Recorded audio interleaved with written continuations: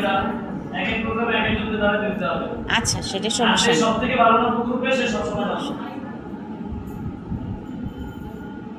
এই সামনে পিছনে নিয়ে বহুত ঝামেলা আছে প্রত্যেকটা গ্রুপ নিয়ে।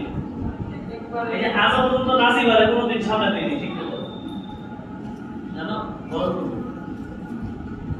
একটা কথা আবারও বলি, মাথায় রেখো, আমি যদি নাচি 10 জনের মাঝখানে আমি যেখানেই দাঁড়াই না কেন আমার দিকে মানুষ চোখ পড়বে 100 বার।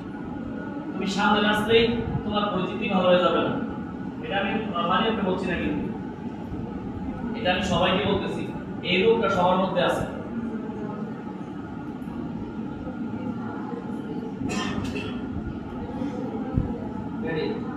Ready ready ready.